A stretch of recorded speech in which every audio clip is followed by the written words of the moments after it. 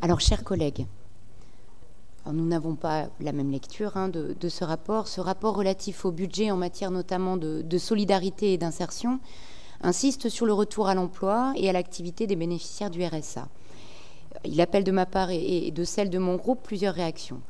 Nous saluons d'abord les aides individuelles qui sont prévues en matière de garde d'enfants ou de déplacement, des aides à la mobilité qui sont prévues, ainsi que l'accompagnement des jeunes en RSA de 30 ans et moins. Mais qu'en est-il des jeunes de moins de 25 ans, sans enfants, qui ne peuvent pas se voir allouer le RSA? Rien qu'à Strasbourg, près d'un tiers des jeunes de 15 à 24 ans sont sans emploi. Et le fonds d'aide aux jeunes, comme la garantie jeunes, ne permettent pas de répondre à la totalité des situations. Dans ce domaine, la politique de la collectivité européenne d'Alsace pour les jeunes pose la question de la justice sociale. Dans la lutte contre la pauvreté, la collectivité doit pouvoir intervenir de manière volontariste parce qu'elle ne peut pas trier les personnes en fonction de leur accès aux aides sociales. S'agissant des allocataires du RSA, les choix politiques de la collectivité ne peuvent qu'accroître les pauvretés et l'exclusion sociale, en plus de les culpabiliser. La CEA se félicite de la baisse du nombre d'allocataires depuis 2021. Elle a privilégié la politique du juste droit au RSA, axée sur le contrôle et la chasse aux fraudeurs. Mais cette autosatisfaction fait fi de la réalité. Face au montant minime des prestations indues, le montant que l'État, via le département, aurait dû verser aux allocataires est bien plus important. Une fois encore, les personnes qui ont droit au RSA et qui ne le demandent pas sont niées. Selon la Cour des comptes, au niveau national, le montant cumulé des aides indues représenterait 3,2% des prestations sociales, alors que le nombre de personnes qui ont droit au RSA et ne le demandent pas s'élève à 30%. Il s'agit de personnes qui éprouvent des difficultés à réaliser les démarches administratives, qui ne veulent pas subir la stigmatisation résultant de la demande de RSA ou qui vivent à la rue. Faut-il continuer une politique de réduction des coûts au détriment de la situation des plus fragiles en méconnaissance de sa mission sociale? Notre collectivité ne pourrait-elle s'enorgueillir de mettre un point d'honneur à ne laisser personne sur le bord de la route? Une société mesure son humanité dans la manière dont elle prend en compte les plus faibles.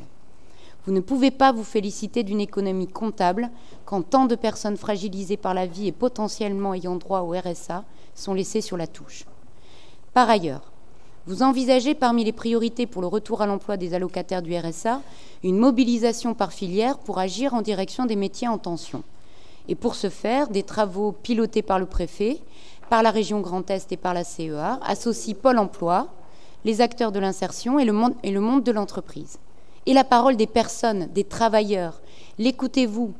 Vos travaux menés entre vous, entre institutions, ont l'ambition de faire occuper les postes du social par les allocataires du RSA. Croyez-vous que les personnes en précarité sont les mieux placées pour accompagner les personnes les plus vulnérables dans notre société? Vous consultez les acteurs économiques dans le cadre de ces travaux, mais ce ne sont pas les employeurs qui créent des emplois, mais les travailleurs qui font fonctionner les services publics, produisent l'activité d'une entreprise et l'enrichissent. Écoutons-les, et eux en priorité. Les raisons de cette tension dans les métiers du social, nous les connaissons. Les postes du social et du médico-social sont encore aujourd'hui, et malgré la revalorisation salariale, mal rémunérés et ne sont pas suffisamment nombreux pour répondre aux besoins dans la protection de l'enfance, dans l'accompagnement des personnes en situation de handicap et des personnes âgées. Les conditions de travail sont difficiles. Et encore une fois, vous ne les écoutez pas en n'invitant pas les personnes concernées pour réfléchir à ce que vous appelez l'attractivité des métiers. Plus de moyens, plus de postes et une rémunération à la hauteur de la mission qu'ils réalisent. Voilà ce que les travailleurs sociaux demandent.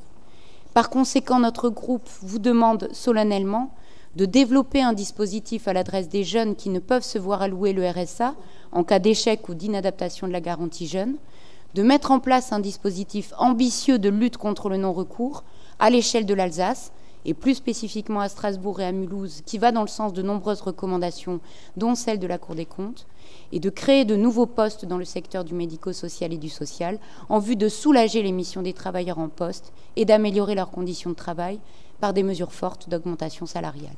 Je vous remercie.